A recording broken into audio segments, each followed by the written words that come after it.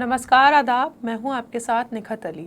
PM Modi और हरियाणा के मुख्यमंत्री बंद कीजिए, ये तमाशा अब बंद कीजिए। ये वो लफ्ज़ है जो राहुल गांधी ने दलित आईपीएस पूरण कुमार की पत्नी से मिलने के बाद कहे। आप सुन लीजिए पहले। To prime minister of India, to chief minister of Haryana, आपने इन दो बेटियों को जो कमिटमेंट दिया है इसको आप पूरा कीजिए और जो इनका फ्यूनरल है, पापा का फ्यूनरल है, उसको होने दीजिए और ये तमाशा अब बंद करिए। दोस्तों, दलित आईपीएस पूरण कुमार के साथ सरकार और सिस्टम की ये नाइंसाफी इतिहास के पन्नों में दर्ज होगी। सरकार और इस देश का सिस्टम इतना लिजलिजा है कि अपने ही एक सरकारी अफसर की मौत का तमाशा बनाकर रख दिया। क्यों? क्योंकि वो दलित है।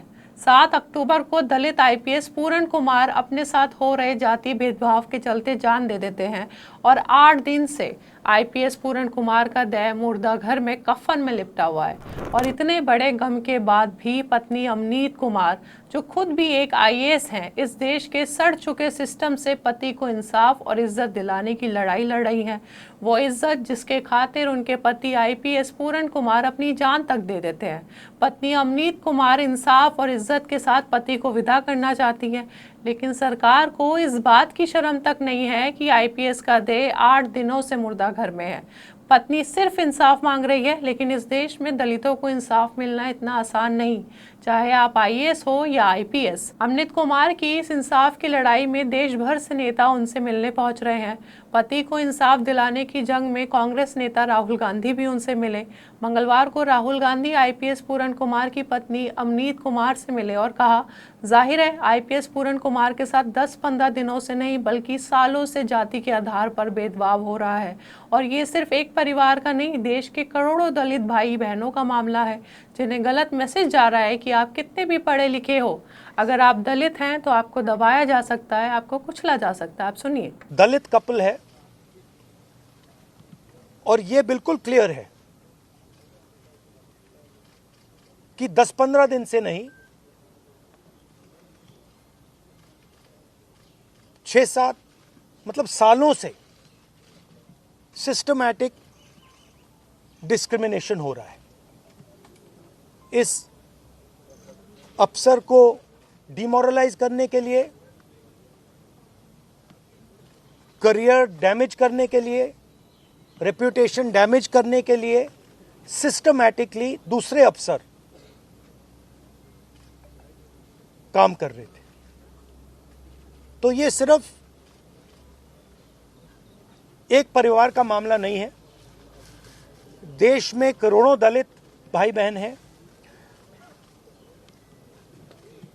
उनको गलत मैसेज जा रहा है। क्या मैसेज जा रहा है? कि आप कितने भी सक्सेसफुल हो,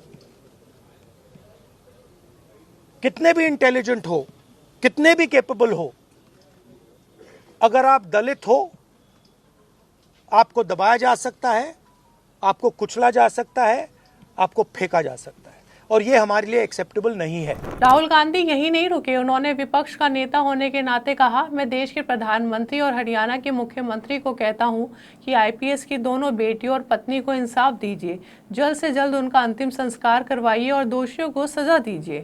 तो ये क्लियर मैसेज मैं प्रधानमंत्री को देना चाहता हूं, हरियाणा के चीफ मिनिस्टर को देना चाहता हूं कि एक्शन लीजिए, ऑफिसर्स पे कार्रवाई कीजिए और इस परिवार पर जो प्रेशर है उसको हटाइए। राहुल गांधी आगे कहते हैं, परिवार सिंपल मैसेज दे रहा है कि उन्हें इज्जत चाहिए जो उनके पति को नहीं दी गई। इस इज्जत को पाने के लिए सरकारी अफसर ने भेदभाव के चक्कर में जान तक दे दी। कम से कम मरने के बाद तो इज्जत दीजिए। यहाँ उनका परिवार 100% सही है। कि एक्शन लीजिए, ऑफिसर्स पे कार्रवाई कीजिए और इस परिवार पर जो प्रेशर है उसको हटाइए। और सिर्फ राहुल गांधी नहीं, दलित आईपीएस पूरण कुमार की पत्नी अमनीत कुमार से एलजेपी के नेता चिराग पासवान भी मिले और चिराग ने कहा इस देश में जाति का जहर घोला जा रहा है। जिस तरह से अब तक पूरण कुमार जी का अंतिम संस्कार नहीं हुआ वो एक दुखी करने वाली बात है और परिवार को इंसाफ मिलना चाहिए और मैं परिवार के साथ खड़ा हूँ। सुनिए जरा। आज जिस तरीके से स्वर्गीय पूरण जी का अभी तक अंतिम संस्कार नहीं हुआ, ये एक परिवार के लिए भी उतनी ही चिंता का विषय है, उतना ही दुखी करने वाला ये विषय है।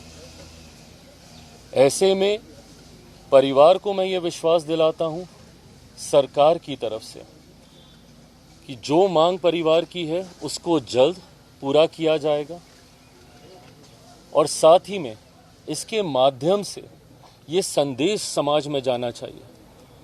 और इस बात को मैं बहुत जिम्मेदारी से मैं समझता हूं कि अगर इसके ऊपर कार्रवाई नहीं होगी तो कोई दूसरा दलित परिवार संभवतः अपने बच्चों को पढ़ने के लिए आईएएस आईपीएस ऑफिसर बनाने के लिए कभी प्रोत्साहित नहीं करेगा।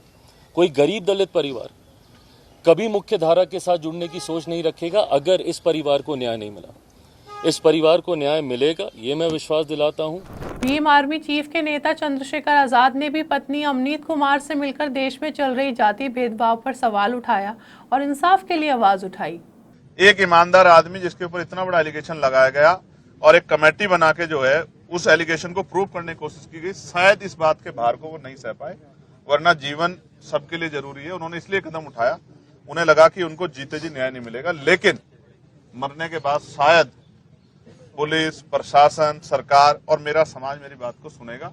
न्याय पसंद संविधान को मानने वाले लोग इस बात को सुनेंगे और आज ये दर्द जो है पूरे परिवार का। पंजाब के मुख्यमंत्री भगवत मान ने भी अमनीत कुमार को इंसाफ देने के लिए आवाज उठाई और कहा देश में हालात ऐसे हैं कि एक दलित सीजेआई तक को अपमानित किया जा रहा है, धमकियां दी जा रही है। ये दर्शाता है कि कुछ लोग आज भी दलित समाज को आगे बढ़ते नहीं देखना चाहते। क्या ये कोई षड्यंत्र है कि गरीबों को ऊपर बड़ी कुर्सियों पर बैठते हुए देखा नहीं बर्दाश्त करना, उनको अपमानित करना, चाहे ट्रोल आर्मी करती है, चीफ जस्टिस ऑफ इंडिया, उनको ट्रोल किया जा रहा है, उनको अपमानित किया जा रहा है, उनके मीम्स बनाए जा रहे हैं। मतलब ये तो बहुत ही दुखदायक है। कांग्रेस नेता और हरियाणा से सांसद दीपेंद्र हुड्डा ने भी अमनीत कुमार से मुलाकात की और कहा न्याय सिर्फ होना ही नहीं चाहिए बल्कि न्याय होते हुए दिखना भी चाहिए। देखिए, ये राजनीति से ऊपर उठ के बात है, ये देश की बात है, ये देश में 36 बिरादरी हर वर्ग के मान सम्मान की बात है और न्याय की बात है, संविधान की बात है।